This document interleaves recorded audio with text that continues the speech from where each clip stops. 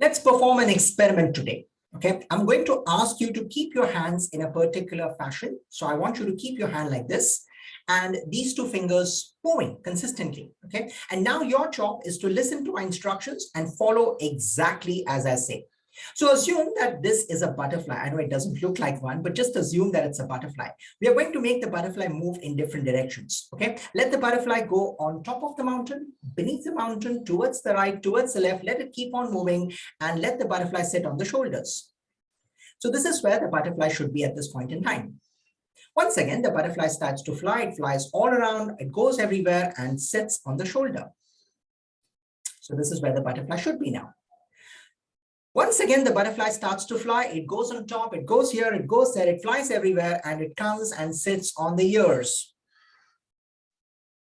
Got you there, isn't it? So I said finally that the butterfly goes and sits on the ears, but I actually placed my fingers on my nose. There is every possibility that you may have copied my action. Why does that happen? Because visuals are more stronger than words. Actions speak louder than words. And that is why when it comes to communication, we have to look at body language very closely. Because body language is something which appears to us. And therefore, we tend to trust body language more than all the gyan and all the literature in the world. So what exactly is body language? How do we go about ensuring the right body language wherever we are? So body language has got 4 essential dimensions. And let me break it down for you. Number 1 is what we call as facial expressions. Facial expressions are absolutely critical. Every person will have facial expressions. The sad news is when you don't have facial expressions. So perhaps something like this. That looks deadly. That looks ominous. So make sure first and foremost that you have a facial expression. What is the common facial expression that one is supposed to have? A smile. A genuine smile is the best face value that you can earn for yourself. And therefore, smile is something which is contagious. You need to have the smiling face all the time. How do you ensure this? It comes through practice. So one of the simple things you could do is every time you see yourself in the mirror, make sure you smile at yourself, and that becomes a habit. And the next time you see some person, you automatically tend to offer a smile. Also, when you're sharing things, your facial expressions suggest a lot. For example, if you're angry or you're sad, all of these will be reflected through your facial expressions.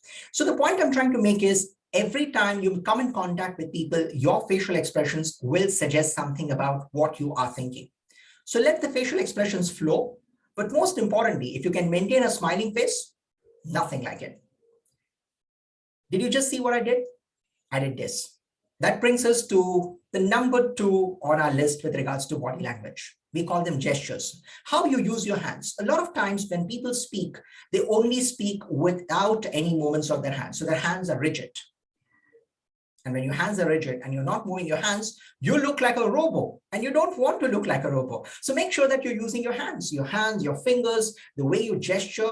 All of these matter because then you can point out at things. Also, when you point out at something, rather than using your finger, use the whole hand.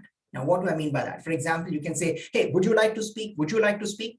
That's slightly more intimidating. But if you say, would you want to speak? How about you? Why don't you speak? That's a far better way of doing it. So use the whole hand rather than the finger.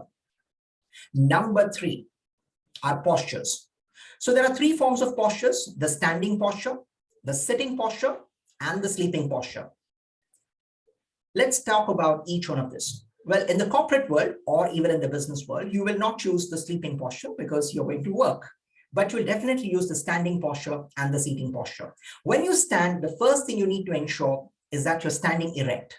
If you stand like this or you go backwards, that creates a wrong impression about your personality.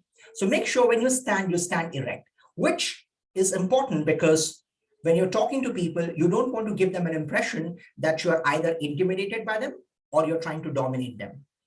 So stand straight. Also, when you stand straight, ensure that your hands are free to move. Apart from this, the distance between your hands should be proportional to the distance between your feet, which means you are standing straight. When you are sitting, while seated, make sure that you're not sitting at the edge of your chair. Go right to the end so that your back, your spinal cord has the straight posture that it needs to assume. These are simple tweaks that you can do, but you can use them to create the right impression. Last but not the least, we have the eye contact. Now, why are eyes such an important aspect of our personality? Hundreds and hundreds of poets and authors have written articles and poems about eyes and the importance of eyes, because eyes are really relevant, especially in the context of business. When you're establishing eye contact, it shows that you're confident as an individual.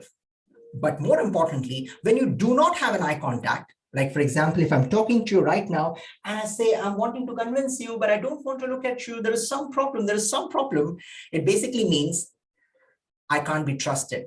So whenever you're talking to people, look straight into their eye. But even when you look straight into people's eyes, have a warmth and a feeling of affection towards other people. Now, for example, if I stare at people like this, it would look ominous. At the same time, if I look here and there, that would look very vague. So when you're looking at people, look at them with a sense of warmth and affection. Yeah, which again brings us to the point of smile. So here are the 4 essential dimensions of body language for you once again. Number 1 is facial expression. Remember, your face value and the smile that adds to your face value. Number 2 are hand gestures. Are your hands pointing at something? Are they making or revealing a story? Number 3 are the postures. How are you standing? Are you standing straight? Are you seated straight? That matters. And number 4 is eye contact. Are you looking at people right into their eyes with warmth and affection? So the next time around, whenever you find yourself in a meeting room, or perhaps you're meeting a client one-on-one, or let's say you are having a good time with your friends in a restaurant, or it could be any other situation, wherever you are, even when you're traveling, just watch out your own body language. Because body language reveals a lot about your personality. Just like you watch other people's body language and assume certain things about them, similarly, when others see you, they also form an impression about you.